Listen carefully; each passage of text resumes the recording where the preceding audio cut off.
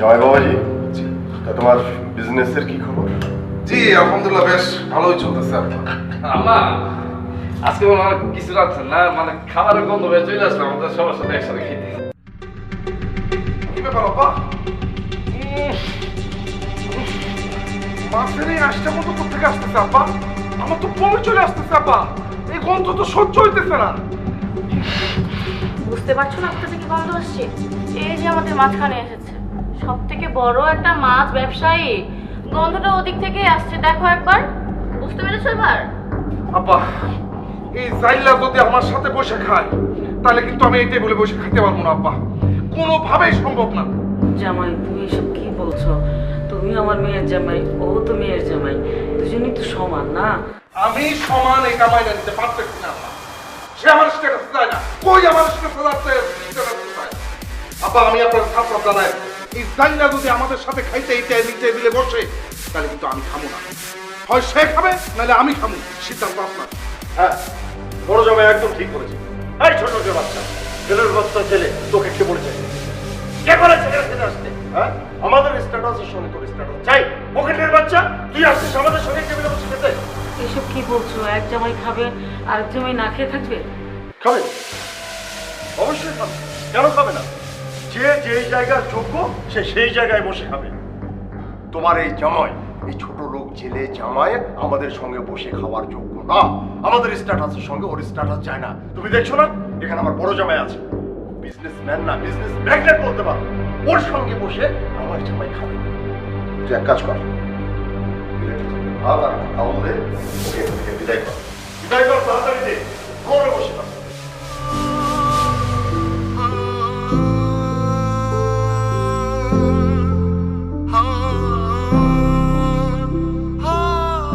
এই যে ধরেন।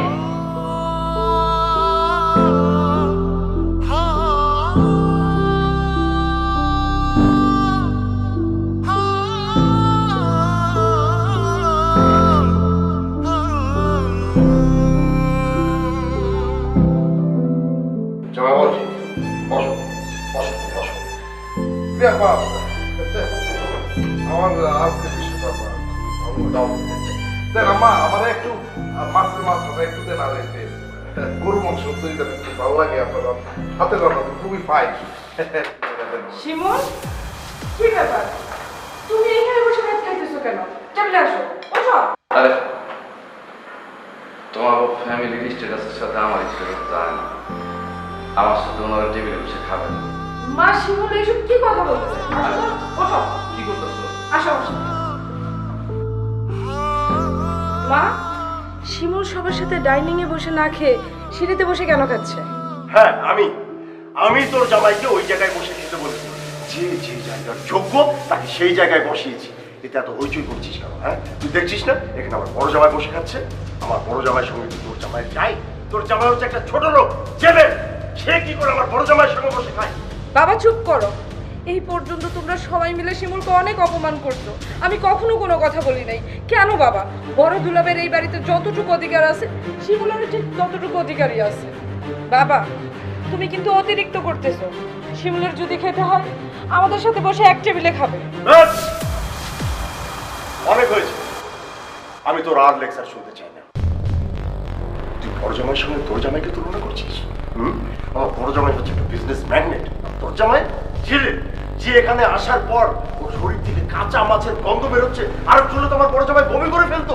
বাবা যা বুঝার সবকিছু আমি বুঝে গেছি, আমি আর তোমাদের বাড়িতে থাকতে চাই না। আমি শুধু আজকের রাতটা এখানে থাকবো, সকালে শিমুলকে নিয়ে বাড়ি থেকে চলে যাব। শিমুল চলো। শোন, এই খাবারগুলো রাস্তার কুকুরকে দিয়ে দিবি। ও হাতে ধরেছিল না, কেমন যেন একটা গন্ধ বেরোচ্ছে।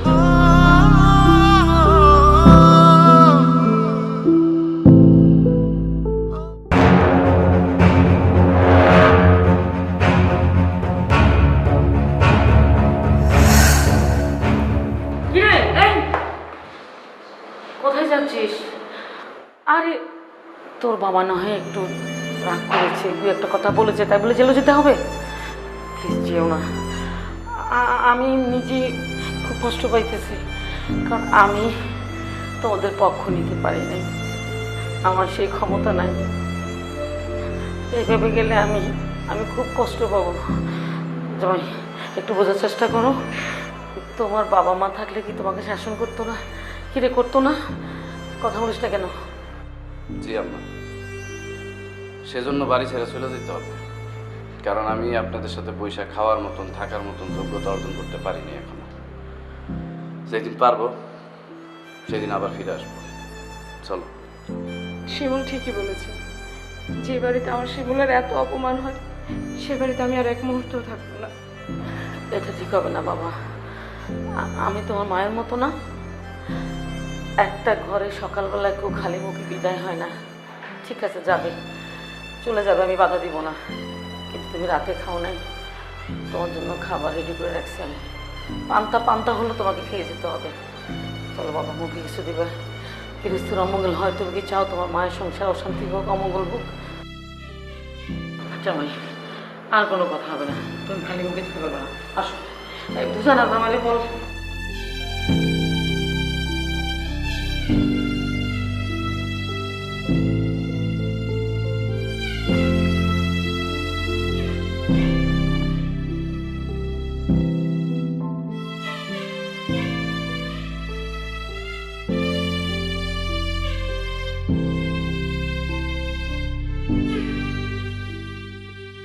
খাও বাবা, খাও।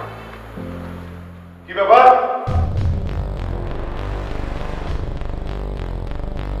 এই ছোট একটা বাচ্চা, গতকাল রাতে তুই বললি এই বাড়ির কোনো খাবার পানি তুই আর খাবি না।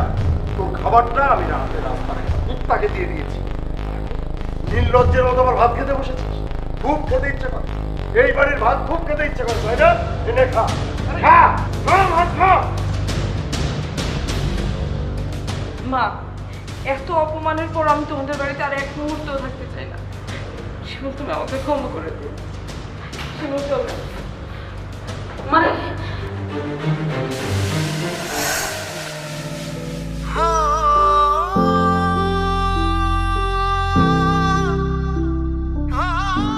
কি ব্যাপার, রাত বাজে 2টা, তুমি এখানে দাঁড়ায় আছো কেন? ঘুমাবা না?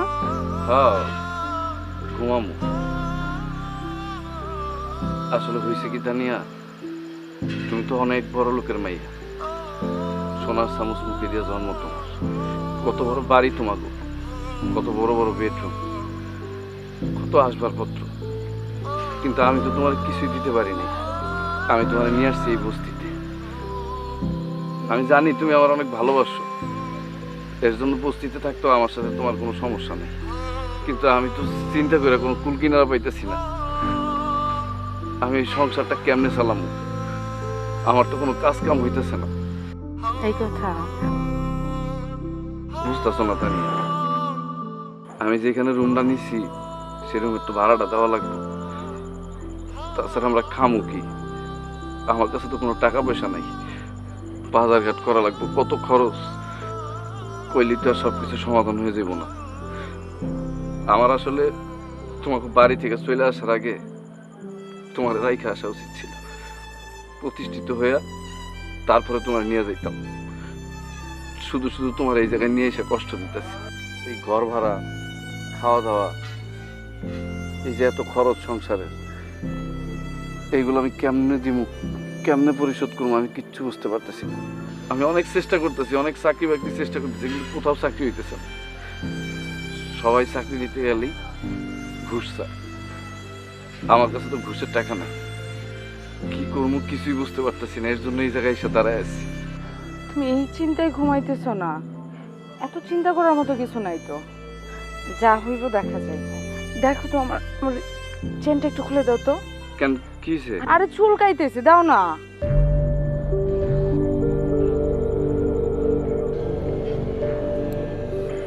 তুমি এক কাজ করবা,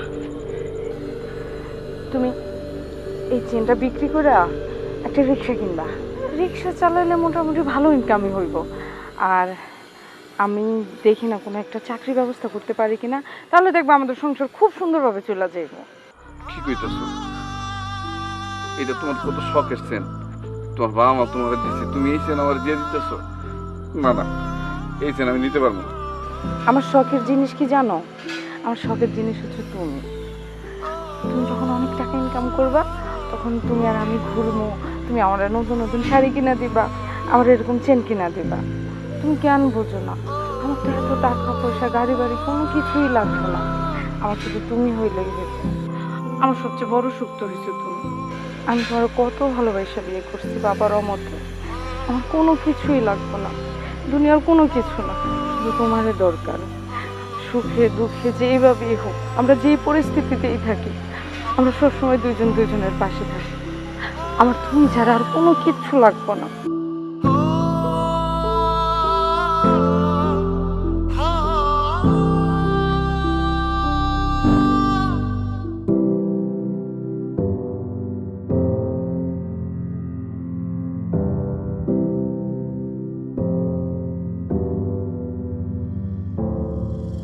এই রিক্সা,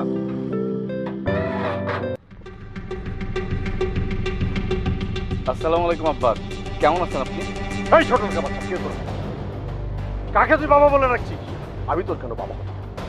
আমি Rashid Khan group of industry. আমার অধীনে হাজার হাজার কর্মচারী কাজ করে, তারা সারাদিন আমাকে স্যার স্যার স্যার বলে ডাকতে ডাকতে মুখে খানা পায়। আর তুই তুই ছোট লোকের বাচ্চা আমাকে বাবা বলে ডাকছিস? আমি রশিদ খান কোনো ছোট লোক রিক্সাওয়ালার বাবা হতে পারি না। আব্বা আপনি এটা কেমন কথা কইতাছেন? আমি আপনার মেয়ের জামাই, আপনি আমার শ্বশুর, শ্বশুর তো মানুষ আব্বাই কয়। না, তুই আমাকে বাবা বলে ডাকবি না, আমি কোনো রিক্সাওয়ালার বাবা হতে চাই না। তাহলে কি কমু? স্যার বলে ডাকবি। আব্বা এই টাকা পয়সা নিয়ে যে বড়াই করতেছেন, অহংকার করতেছেন, মানুষের কাছে কিন্তু সারা জীবন এই টাকা পয়সা থাকে না। আল্লাহ না করুক আপনারও কোনোদিন দুরবস্থা হইতে পারে। এই ছোট লোকের বাচ্চা, কত বড় সাহস তোর! আমার দুর্দিন আসবে, এই রশিদ খানের দুর্দিন আসবে। কেন আসবে?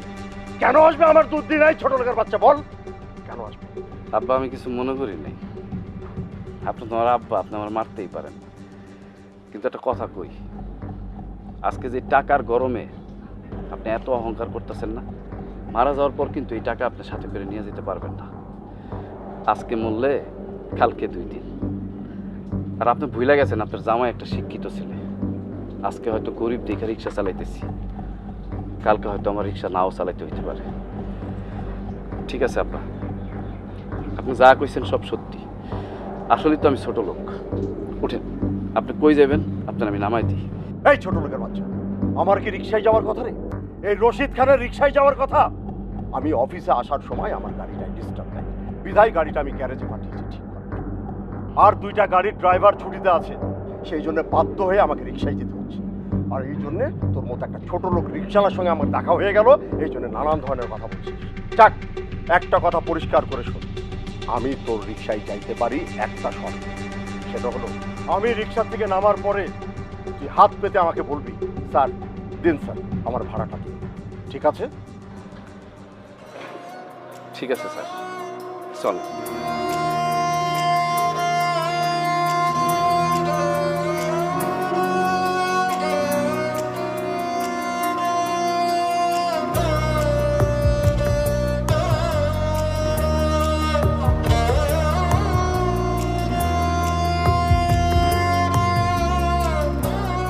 তানিয়া, তানিয়া,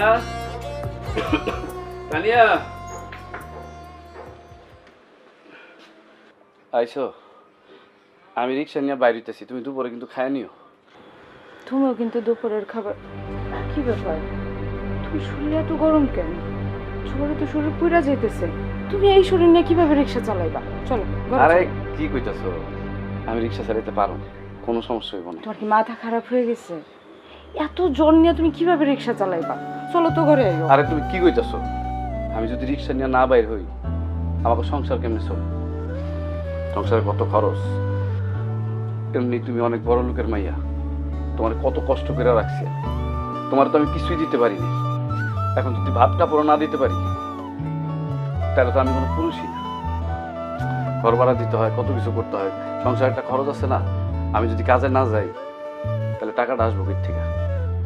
আমার তুমি আটকায়ও না। এরকম শরীর খারাপ নিয়ে আমি অনেক রিক্সা চালাইছি, আমার কোনো সমস্যা হইব না। রিক্সা নিয়ে যদি আজকে এতই যাওয়াটা জরুরি হয়ে থাকে, তাহলে রিক্সা নিয়ে আমি যাবো, তুমি না। চলো তুমি ঘরে কি কইলা? তুমি এত বড় লোকের মাইয়া, তুমি রিক্সা চালাইবা? শোনো, বড় লোকের মেয়ে আমি আমার বাবার কাছে, কিন্তু আমি তো তোমার বউ। কত ভালোবাসা তুমি আর আমি বিয়ে করছি। তোমার সুখে দুঃখে যদি আমি তোমার পাশে থাকতে না পারি, তাহলে আমাদের এই ভালোবাসা দিয়ে কী লাভ কম? আর আমি জানি আমাদের বাড়িতে তোমার অনেক অপমান, অনেক কিছু করছে, কিন্তু তুমি বিশ্বাস করো, আমি তো তোমার অনেক ভালোবাসি। তুমি আমার নিয়ে একদম চিন্তা করো না। তুমি ঘরে চলো, রিক্সাটা নিয়ে আমি বের হই। কি কইতাছো এইসব? হ্যাঁ, তুমি একটা মাইয়া মানুষ, তুমি রিক্সা নিয়ে রাস্তায় যদি বাইরো, মানুষজন তো নানান কিছু কইব, নানান কিছু ভাববো। আর রাস্তায় অনেক খারাপ খারাপ পোলাপান আছে, তারা তো তোমার ইপটিচিং করবো। এগুলো আমি সহ্য করতে পারবো না। মানুষের কথা শোনা কি আমাদের খুব দরকার? আমরা দুজন যদি ঘরে না খেয়ে পড়ে থাকি, মানুষকে এসে আমাদের ঘরে খাবার দিয়ে যাইব? আর আমি তো রিক্সায় চালাম, আমি তো কোনো খারাপ কাজ করতেছি না। তুমি ঘরে চলো তো, আর একটা কথাও করো না, ঘরে চলো। আরে না না, আমি তোমার রিক্সা নিয়ে বাইরে যেতে দিব না। আমি তোমার আর একটা কথাও শুনবো না। তুমি ঘরে চলো, এক্ষুন ঘরে চলো, আসো।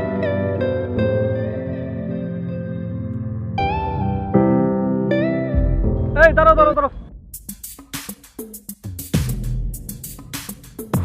যাবো নাকি? কই যাইবেন? তুমি যেখানে নিয়ে যাবো ওইখানেই যাবো। আজব কথাবার্তা, আপনি কই যাবেন সেটা আমি কেমনে কমু? আচ্ছা তাহলে চলো একটু সামনে যাই। আচ্ছা ওঠেন। ঠিক আছে চলো।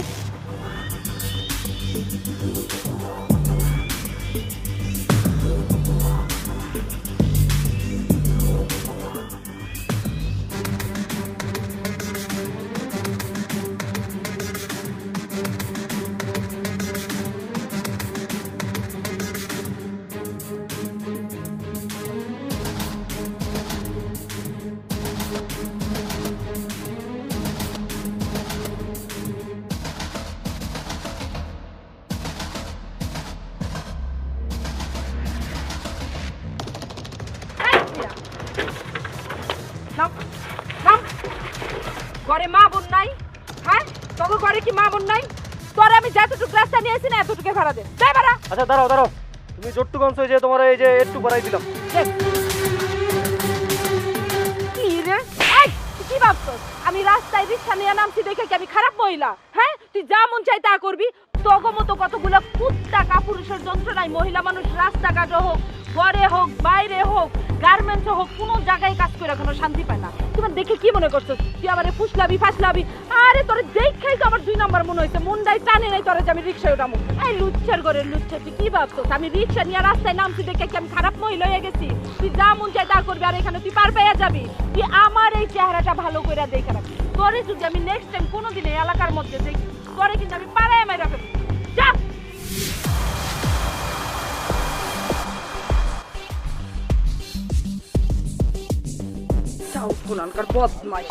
আচ্ছা আমরা হঠাৎ করে কোথায় যাচ্ছি বলো তো? আরে বাবা, তুমি তো প্রতিদিনই বলো যে তোমাকে শপিং এ নিয়ে যেতে, কিন্তু আমার তো সময় থাকে না। আজকে ফ্রি আছি, ভাবলাম তো ওখানে শপিং এ। তুমি সত্যি সত্যি আমাকে শপিং এ নিয়ে যাবা? অবশ্যই। আরে এটা নিয়ে কোনো চিন্তা করো না, পকেট ভর্তি টাকা নিয়ে আসছি। আজকে তুমি যা চাইবা তাই কিনা। ঠিক আছে। এই অটো যাবি?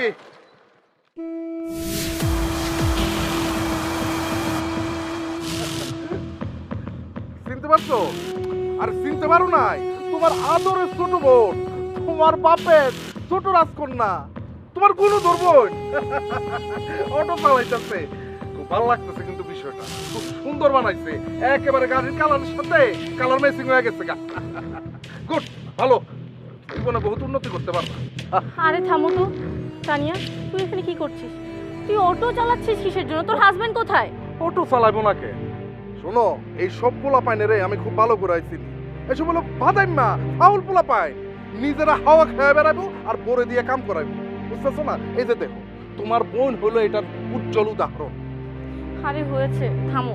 তানিয়া বলছিস না কিসের জন্য? বল তোর হাজবেন্ড কোথায়? আপু, শিমুল একটু অসুস্থ, তাই আজকে আমি ওরে বলছি বাড়িতে একটু রেস্ট নেওয়ার জন্য। এই দেখছো আমি কি কইলাম? হেসা মাই বাসায় শুয়ে রয়েছে, ফেসবুকে বসে বসে অন্য মায়ের লগে পিরিত করতেছে আর তার বউরে দিয়ে কাম করাইতেছে। দেখছো কত কষ্ট করে মেয়েটা কাম করতেছে? দেখছো এই যে অটো চালাইতেছে। অটো চালানোটা কি এত সহজ কাম? কষ্টের কাম না? আহারে, দেখে কি মায়া লাগতেছে আমার। আরে চালাও চালাও, অটো চালাও, পরিশ্রম করাটা ভালো। জামাই শুয়ে থাকুক, কোনো সমস্যা নাই, তুমি অটো চালায় বেড়াও। এইসব পোলা পাইন রে আমার ভালো করে চেনা আছে। যারা বউরে দিয়ে রিক্সা চালায় অথচ সে রেস্ট নেই। কেন রেস্ট নেই আমি বুঝি না। আর তোমার বউ ইন্টেলেকচুয়াল, বাংলা সিনেমার ভক্ত। বাংলা সিনেমায় দেখছে না শাবানা সেলাই মেশিন ঘুরাইতে ঘুরাইতে গার্মেন্টসের মালিক হয়ে গেছে গা। তোমার বইন মনে হয় অটো চালাইতে চালাইতে একদিন মার্সিডিজ বেঞ্জের মালিক হয়ে যাইব গা, সেই স্বপ্ন দেখতেছে। হয়েছে, থামো তো।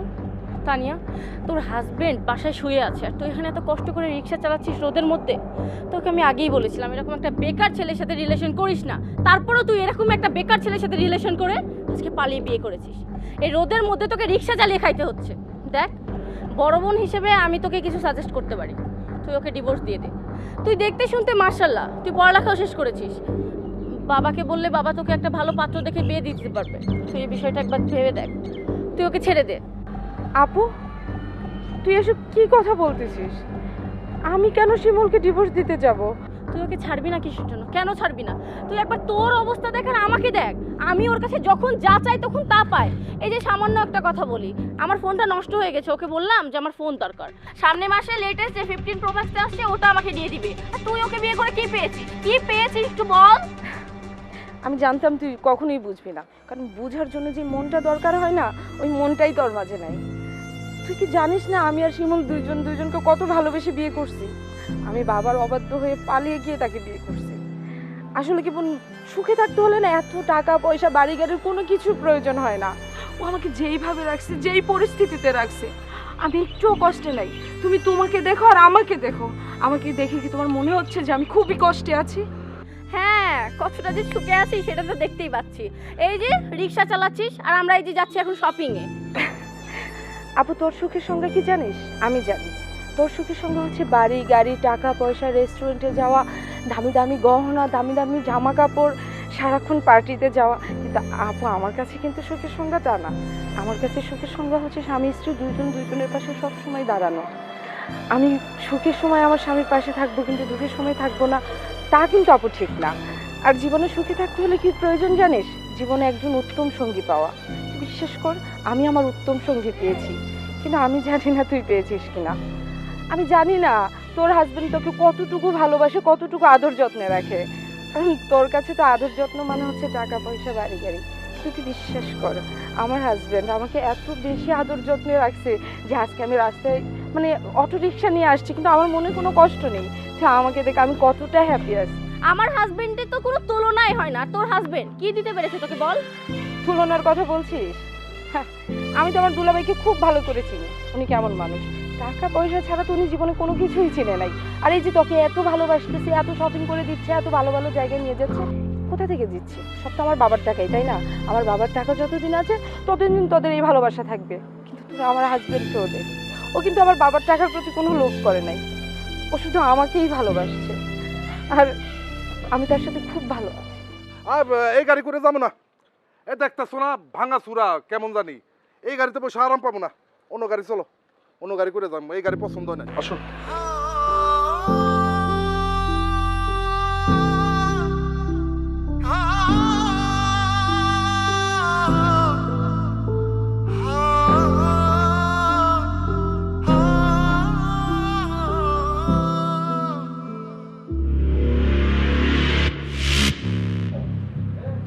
কি স্যাঁতস্যাঁতে পচা গন্ধ।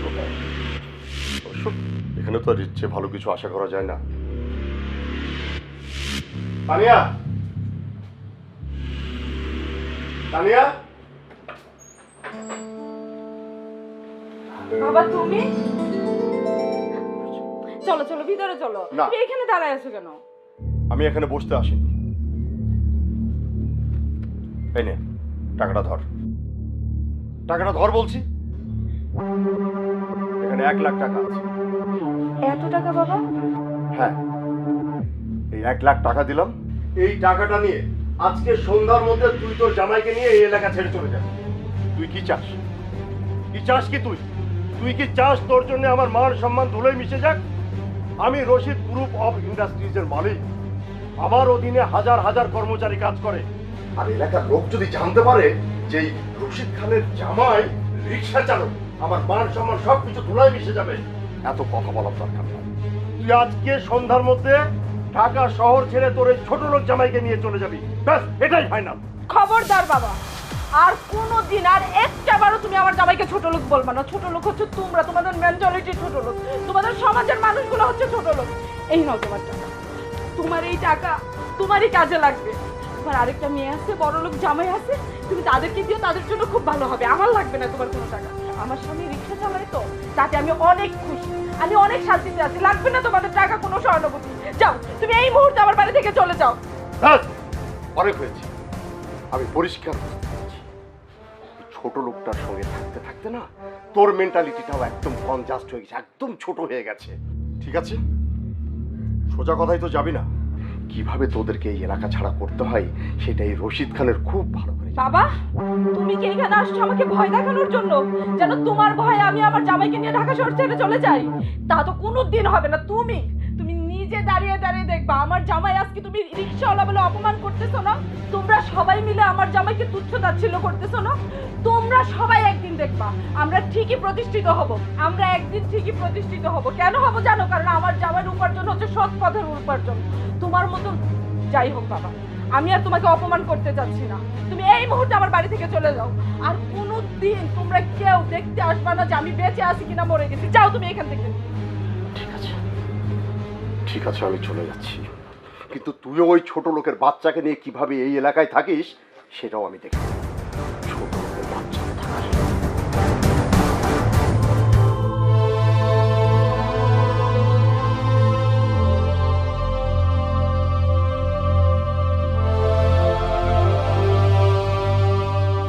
কি হয়েছে তোমার? মন খারাপ করে এভাবে বসে আছো কিসের জন্য? আসলে বেশ কিছুদিন ধরে ব্যবসাটা ভালো যাচ্ছে না, অনেকদিন ধরে লসের মধ্যে আছি। এখন অল্প কিছু টাকা হলে ব্যবসাটা আবার গুছাইতে পারতাম, কিন্তু টাকা কই পাবো আসলে বুঝতে পারছি না। সেটাই তো, বাবা তো তোমাকে অনেক টাকাই দিয়ে রেখেছে, এখন তো আর আমার মনে হয় না যে কোনো টাকা দেবে তোমাকে। বাবা টাকা দিছে সেটা তো অস্বীকার করতেছি না, আবার টাকা দিয়ে ব্যবসা করেই তো আজকে আমি এই পর্যায়ে আসছি। কিন্তু ব্যবসার যে এই পরিস্থিতি হবে আমি আসলে চিন্তা করতে পারি না, বুঝতে পারছো? এখন যদি অল্প কিছু টাকা হয় তাহলে পুঁজি লাগাইতে পারতাম আর কি, তাহলে ধরো একটা ভালো অ্যামাউন্টের প্রফিট পাওয়ার সম্ভাবনা আছে। আচ্ছা, কত টাকা লাগবে? এই ধরো বেশি না, 1,50,000 টাকা হতে পারে। কি বলছো, 50 লক্ষ টাকা? এত টাকা বাবা কোথায় পাবে? তাও তো কথা, আমি যত দূর জানি আব্বার হাতে তেমন টাকা পয়সা নাই। একটা কাজ করা যায়, কি কাজ? তোরা আব্বা যদি এখন তোমাদের ফ্ল্যাটটা বিক্রি করে দেয় তাহলে কিন্তু 50 লাখ টাকার মতো পাইয়া দিতে পারে। এখন আব্বা সেই টাকা যদি আমার হাতে তুলে দেয়, আমি আব্বার 2-3 মাস পরে ফেরত দিয়ে দিলাম। কি বলছো তুমি? বাবা আমাদেরকে এত টাকা দিবে না, আর ফ্ল্যাট বিক্রি করার কথা তো বাদই দিলাম। আর দিব না কেন, এখানে একটা বড় অঙ্কের প্রফিটের ব্যাপার আছে। আমি যদি এখন 50 লাখ টাকা ইনভেস্ট করি তাহলে 2-3 মাসের মধ্যে 2.5 কোটি টাকা প্রফিট পাওয়ার আমার সম্ভাবনা আছে। 2.5 কোটি টাকা?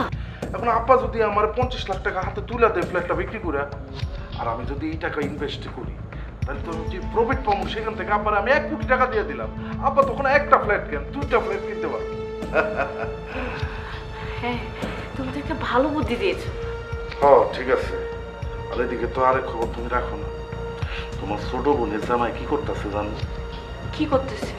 রিক্সার গ্যারেজ দিছে, একটা বড় রিক্সার গ্যারেজ, প্রতি মাসে লক্ষ লক্ষ টাকা ইনকাম করতেছে। যদি এইভাবে আগায় যায় 2-1 মাসের মধ্যে গাড়ি বাড়ির মালিক হয়ে যাবে, আর আমি ফকির হয়ে যাবো, রাস্তার মধ্যে ভিক্ষা করতে হবে। এবং তুমি যদি চাও যে আমি থালা বাটি নিয়ে ভিক্ষা করি আর তোমার ছোট বোনের জামাই বড় লোক হয়ে যায় তাহলে সমস্যা নাই, আপা আমার টাকা পয়সা দেওয়া লাগবে না। আরে তুমি কি বলছো এসব? তুমি কোনো চিন্তা করো না, আমরা কালকে সকালেই বাবার কাছে যাব, বাবার কাছে যে টাকার কথা বলবো। তুমি এখন নিশ্চিন্তে ঘুমাও। ঠিক আছে, ঠিক আছে, তুমি ঘুমাও, আমি ওয়াশরুম থেকে আসি। ঠিক আছে।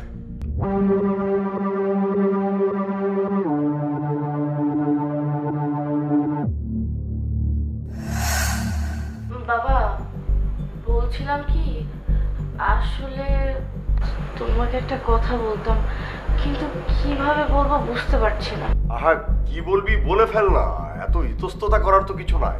বল কি বলবি বল। তুমি তো এর আগে ব্যবসা করার জন্য ওকে অনেক টাকাই দিয়েছো, ওর ব্যবসা বাণিজ্য এখন অনেক বেশি খারাপ যাচ্ছে। তুমি যদি ওকে কিছু টাকা দিয়ে সহযোগিতা করতা তাহলে ওর ব্যবসার ক্ষেত্রে অনেক উপকার হতো। মারি, আমার কাছে তো ক্যাশ টাকা আর নাই, যা ছিল সব তো তোদেরকেই দিয়ে ফেলেছি। এখন থাকার মধ্যে শুধু ওই ফ্ল্যাটটা আছে। জিয়াপা মানে আমার 50 লাখ টাকা দরকার, তো আপনার মেয়ে তো বললো যে বিজনেসটা আসলে ইদানিং ভালো যাইতেছে না। এই ফ্ল্যাটটা যদি আপনি বিক্রি করে আমার 50 লাখ টাকা দেন আপনার, তাহলে ধরেন 2-3 মাসের মধ্যে আমার কিন্তু প্রফিট 2.5 কোটি টাকার মতো হয়ে যাবে। তখন তো টাকা পয়সার কোনো সমস্যা নাই। আপনি আমার 50 লাখ টাকা দিলেন, এর বিনিময়ে আপনার আমি 1 কোটি টাকা দিয়ে দিলাম। আর এটা তো টাকা পয়সার সম্পর্কের ব্যাপার না। আপনি তো আমার শুধু শ্বশুর আব্বা না, আপনি তো আমার আব্বার মতো। আরে তুমি কি বলতেছো? হ্যাঁ, তুমি হইতেছো আমার একমাত্র আদরের জামাই। তোমাকে দিব না দিব কাকে? তুমি এটা নিয়ে একদম টেনশন করো না, আমি দেবো, আমি ব্যবস্থা করে দেবো, ঠিক আছে? অসম্ভব, এই ফ্ল্যাট বিক্রি করা যাবে না। আমি এতদিন কিছু বলি নাই, এই নয়তো যে আমি কিছু বুঝি না। আর এই ফ্ল্যাট তো একার না, তোর একার ফ্ল্যাট না, আমার আরও একটা মেয়ে আছে এবং আমিও এটার অংশীদার। তোর বাবার সব সম্পত্তি আমরা 3 জন অংশীদার। তাহলে একা কেন তুই নিবি? এই ফ্ল্যাট আমাদের ঐতিহ্য, আমি এটা করতে দিব না, কখনোই না। আহা, তুমি থামো তো, এত টেনশন করছো। জামাই বাবাজি তো বললো যেটা 2-2.5 মাসের ব্যাপার। না, তুমি এটা করতে পারবে না। তুমি আমার ছোট মেয়েকে অনেক অত্যাচার করেছো, সেটা আমি মেনে নিয়েছি, কিন্তু আমার সম্পত্তি থেকে আমার ছোট মেয়েকে তুমি বঞ্চিত করতে পারো না। আমি বেঁচে থাকতে এটা হবে না, আমি করতে দিব না। আর তাছাড়া তুমি যদি ফ্ল্যাটটা বিক্রি করে দাও, আমরা থাকবো কোথায়, উঠবো কোথায়? মা, আপনি কি নিয়ে চিন্তা করতেছেন? আপনি আমার বাসায় থাকবেন, মাত্র 2-2.5 মাসের ব্যাপার। আরে হ্যাঁ, ও তো ঠিকই বলেছে, মাত্র এটা 2-2.5 মাসের ব্যাপার, তাই না? আর ফ্ল্যাট নিয়ে এত টেনশন করছে কেন? জামাই তো বললো যে খুব অল্প সময়ের মধ্যে সে অনেক বেশি প্রফিট করে ফেলবে। তখন তো আমরা ইচ্ছা করলে একটার জায়গায় 10টা ফ্ল্যাট কিনতে পারবো। আপা, আপনি যা বলছেন তাই, আম্মা হয়তো ব্যাপারটা বুঝে উঠতে পারে নাই। আপনি ধরেন যদি মানে 50 লাখ টাকা আপনি আমার দিতে পারেন, তাহলে আপনার উপকার হবো। আপা, জামাই বাবাজি, তুমি এই টাকা নিয়ে একদম টেনশন করো না। আমি আগামী 1 সপ্তাহের মধ্যে আমার ফ্ল্যাটটা বিক্রি করে তোমার অ্যাকাউন্টে টাকা পাঠিয়ে দেবো, ঠিক আছে? থ্যাংক ইউ আপা, থ্যাংক ইউ সো মাচ।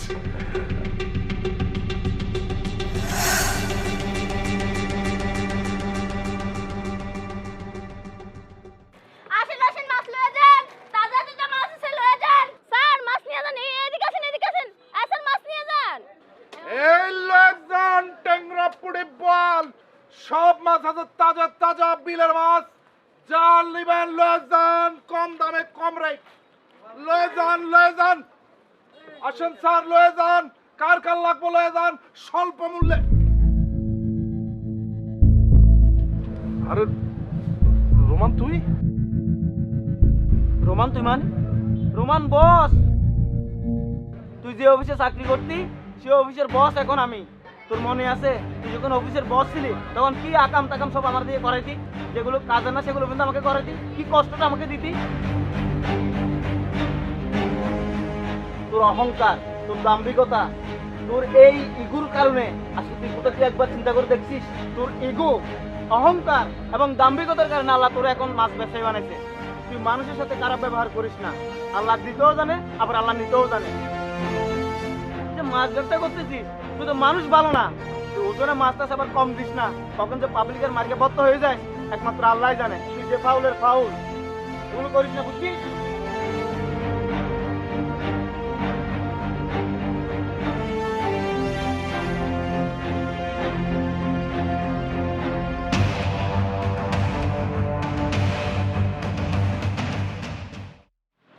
মাছগুলো বিক্রি করবো কেমনি? কোনো কাস্টমার তো পাইতেছি না। কেমনে বিক্রি হবে? ও ভাই লয়ে যান ভাই, 100 টাকার মাছ 50 টাকা। ভাই সব মাছ তাজা আছে ভাই, তাজা আছে। আরে ভাই লয়ে যান না, সমস্যা নাই, আমি দিতে পারবো না ভাই, টাকা দিয়ে তো ভাই। কি করি? বুঝতেছি না রে ভাই।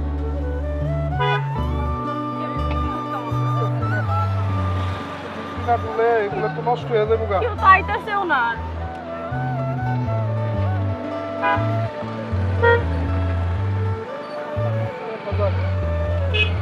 পানি আনতা, পানি মাইরা দিতাম। ও একটা গাড়ি। ও ভাই ভাই দাঁড়ান দাঁড়ান দাঁড়ান দাঁড়ান। ভাই মাছ আছে ভাই, মাছ আছে। মাছ আমি 50 টাকার মাছ, 100 টাকার মাছ 50 টাকা দিতেছি, কম রেটে ভাই, লয়ে যান।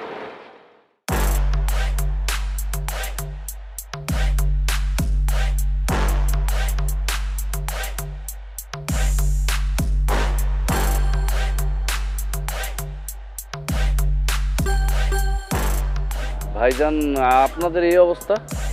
তানিয়া তুই?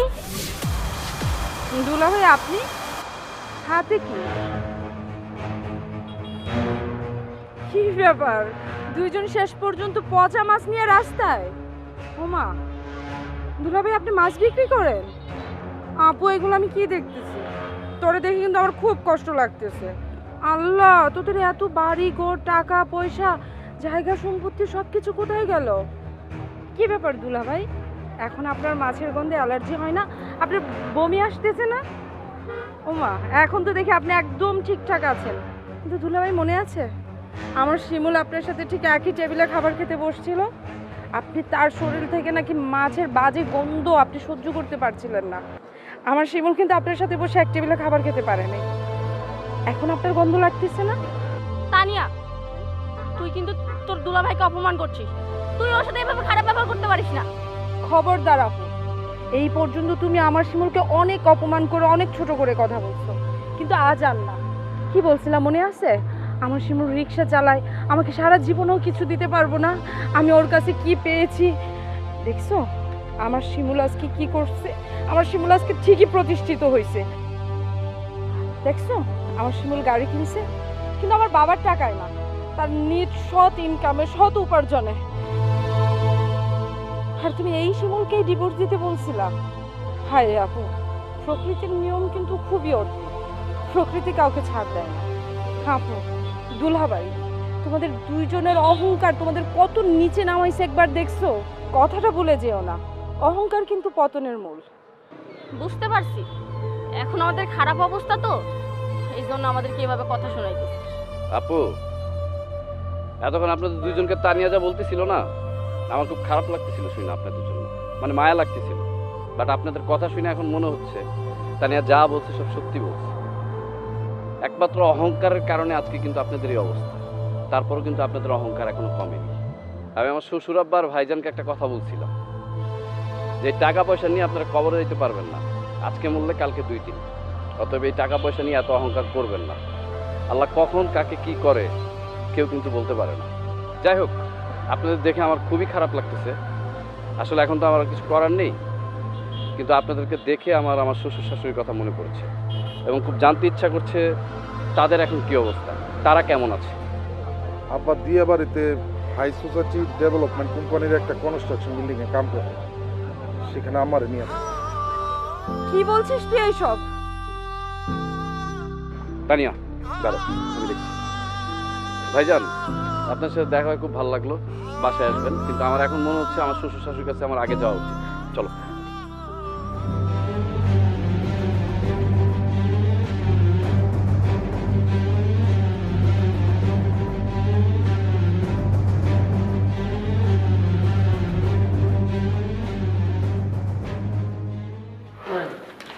আমি ধরতেছি, আস্তে আস্তে, ব্যথা পাবেন।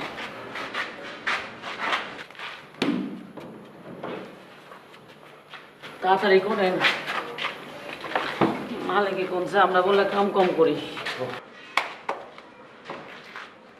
মালিক পিছিয়ে এই জায়গায় 1 ঘন্টার মধ্যে বসে করা লাগবে। মা, বাবা, তোমরা এখানে কি করো? না, আমার বাবা বলবি না। আমি তোর বাবা না। আমি তোর বাবা হওয়ার যোগ্য না। আমি তোদের সাথে যে খারাপ ব্যবহারটা করছি, এটা কোনো মানুষ মানুষের সাথে করতে পারে না, কোনো বাবা তার সন্তানের সাথে করতে পারে না। আমি তোদের সাথে যেই খারাপ ব্যবহারটা করছি, ধার্মিকতা দেখাইছিলাম, টাকার দেখাইছিলাম, অহংকার দেখাইছিলাম, সেই অহংকারের জন্য আজকে আল্লাহ আমাকে এই জায়গায় আইনা ফেলাইছে। আজ তুই মুঠো ভাতের লাইগা আমি আর তোর মায়ে মানুষের বাড়িতে কাজ করে ভাত খাই রে, কাজ করে ভাত খাই।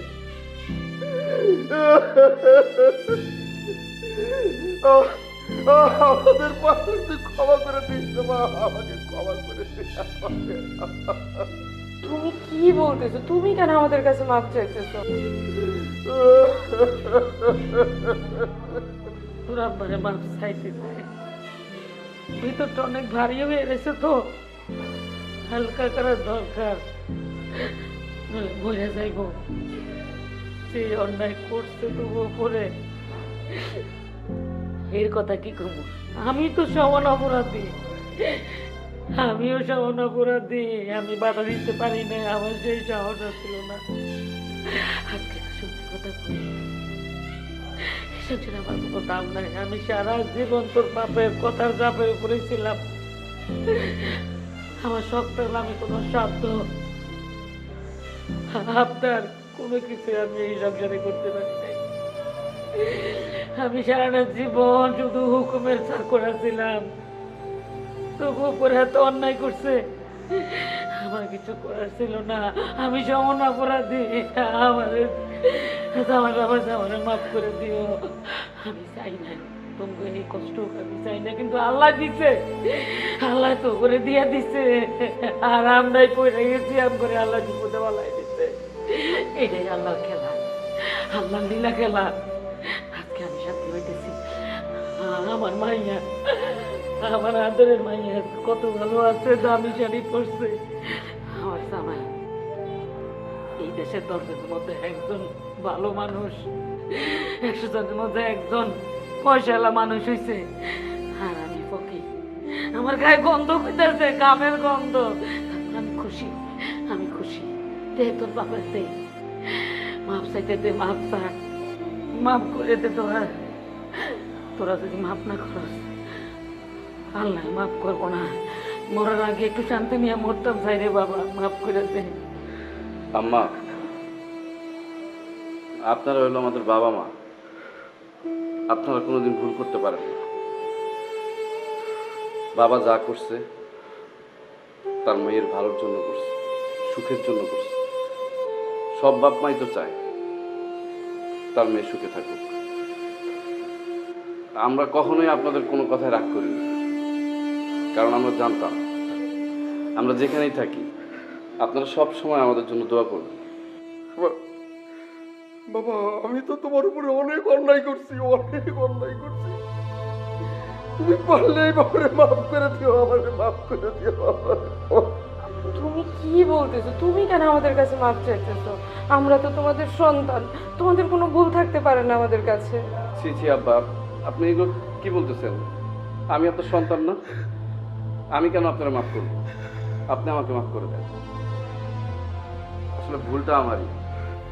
তানিয়ার সাথে পরিচয় হওয়ার আগে আমার বাবা মা মারা যায়। তানিয়ার সাথে পরিচয় হওয়ার পর, সম্পর্ক হওয়ার পর আমি ভাবি যে আমাদের যখন বিয়ে হবে আমার তো আর বাবা মা নেই, আমার শ্বশুর শাশুড়ি আমার বাবা মা হবে। আমি বিশ্বাস করেন সবসময় আপনাদেরকে আমার নিজের বাবা মা মনে করেছি, কখনো মনে করিনি যে আপনারা আমার শ্বশুর শাশুড়ি। বাবা মা মনে করেছি। আমরা যদি কোনো অন্যায় করে থাকি আপনারা আমাদেরকে মাফ করে দিবেন। আপনাদের এত খারাপ অবস্থা কিন্তু আমরা কখনো আপনাদের কোনো খোঁজ খবর নিইনি। তানিয়া, বাবা মার শরীরের কি অবস্থা দেখতেছো তুমি? এখানে তাড়াতাড়ি কথা না বলে তাড়াতাড়ি বাবা মাকে বাসায় নিয়ে চলো। হ্যাঁ বাবা, চলো। মা চলো, বাসায় চলো।